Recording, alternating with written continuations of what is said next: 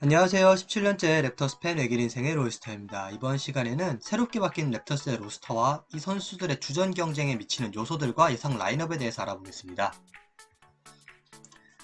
이번 시즌의 토론토 랩터스의 로스터는 정말 싹 다 갈아엎어졌다고 해도 과언이 아닙니다. 스카티 반즈를 포함한 새로운 얼굴들도 많이 왔고 영원한 랩터스의 캡틴 카일 라우리도 트레이드 되면서 새로운 시대를 맞이하게 되었습니다. 카일 라우리의 이적과 파스칼 시아캄의 부상 등 주전들이 많이 비어있기 때문에 팀 내 출전 시간을 위한 경쟁은 더욱더 치열해질 것으로 보입니다. 그리고 이번 시즌 다시 토론토로 랩터스가 돌아오게 되었기 때문에 동기부여가 더 돼서 선수들이 더 분발할 것으로 보입니다. 제가 그리고 지난 시간 동안 새로운 선수들의 이야기에 집중을 했는데 이번 시간에는 좀 떠난 선수들을 언급을 해보도록 하겠습니다. 가장 먼저 언급하고 싶은 선수들은 디안드레 벤브리와 스탠리 존슨입니다. 특히 디안드레 벤브리 같은 경우는 제 유튜브 채널에도 한 분 팬이 계신데요. 다재다능한 선수이기 때문에 핸들러로서도 포워드로서도 활약을 했었습니다. 하지만 다재다능함에 비해 특출나게 뛰어난 능력이 없었고 슈팅이 약했기 때문에 랩터스가 팀 옵션을 행사하지 않고 프리에이전트가 되었고 베테랑 미니멈으로 브루클린 네츠에 합류를 하게 되었습니다. 스탠리 존슨 같은 경우는 2015년 8픽 출신 선수인데요. 높은 픽에도 불구하고 그동안 리그에서 뚜렷한 활약을 보여주지 못하고 결국 FA 신세가 되고 말았습니다. 네, 스탠리 존슨 어쩌면 NBA에서 보기 힘들지도 모르겠습니다. 그리고 폴 왓슨과 러드니 후드도 이번 시즌 랩터스에선 볼 수 없습니다. 폴 왓슨 주니어 같은 경우에는 이번 시즌 커리어 하이인 30득점도 찍어본 언드래프트 출신의 가드로서 좀 애정을 갖고 지켜봤었는데요. 웨이브 된 후 아직까지 소속팀이 없습니다. 로드니 후드는 노먼 파웰 트레이드를 통해서 시즌 중간에 랩터스에 합류한 선수입니다. 베테랑 선수였지만 특출나게 뛰어난 활약은 보여주지 못했고 이 선수도 베테랑 미니멈으로 미러키 벅스, 다른 팀으로 합류를 하게 되었습니다. 사실 폴 왓슨이 그렇게 못하는 선수는 아닌데요. 폴 왓슨의 포지션에서 젊고 더 재능 있는 선수들이 많이 나왔기 때문에 그냥 자연스럽게 경쟁에서 밀려났다고 보시면 될 것 같습니다. 그리고 에런 베인즈와 제일런 해리스가 랩터스를 떠나게 되었습니다. 일단 에런 베인즈 같은 경우는 제가 두말하면 입이 아플 정도로 여러 번 랩터스 톡을 통해서 강도 높은 비난을 했었습니다.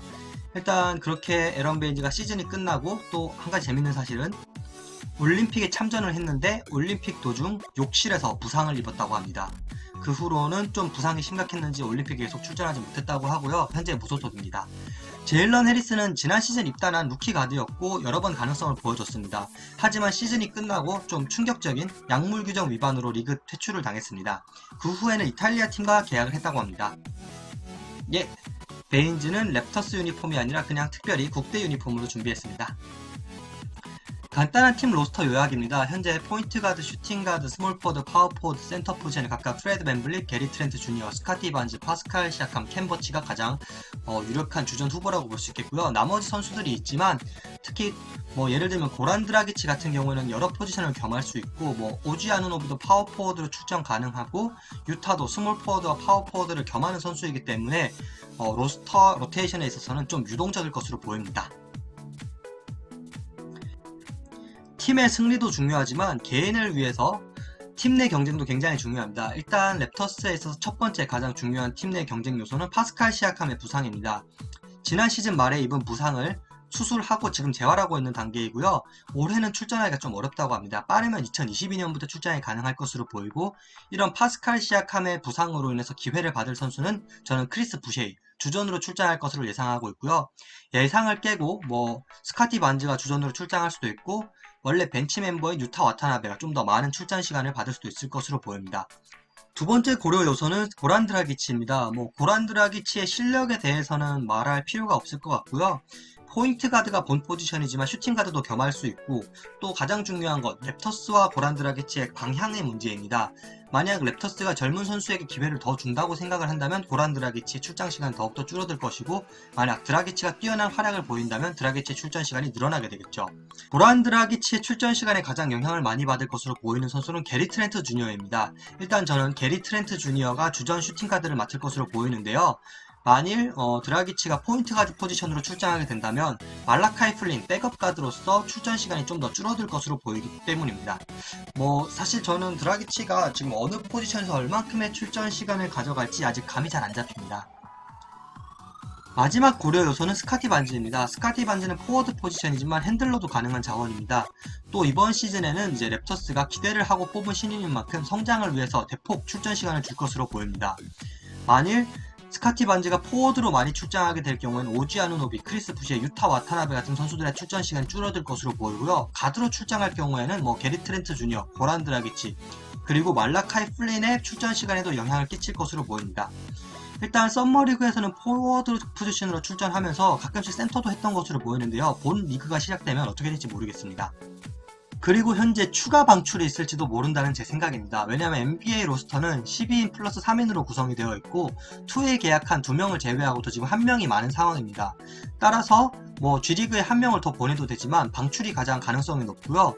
일단 랩터스의 G리그 유력 선수들로는 이제 2의 계약자인 저스틴 샴페니와 데이빗 존슨, 그리고 백업 가드인 달라노 벤튼이 G리그에 많이 시간을 보낼 것으로 보입니다. 오늘이죠. 스비 미하일룩 선수와 랩터스가 계약을 하게 되면서 무려 19명이 로스터에 있는 상황이 되었습니다.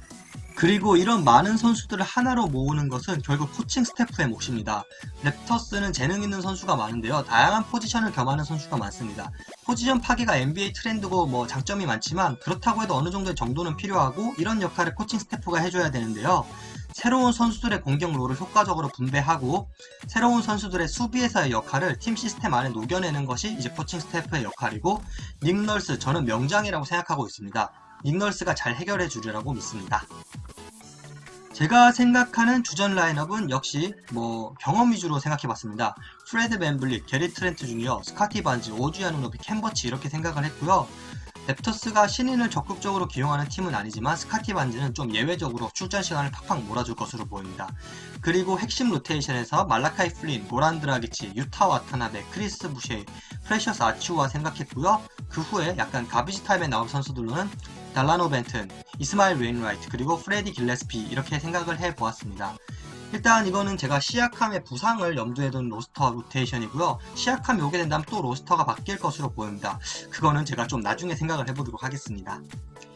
이번 주 제가 준비한 자료는 여기까지입니다. 좋아요, 구독, 댓글 모두 제가 감사하게 받아들이고 있고요. 다음 시간에는 좀 더 재미난 자료로 여러분들 찾아뵐 수 있도록 하겠습니다. 감사합니다.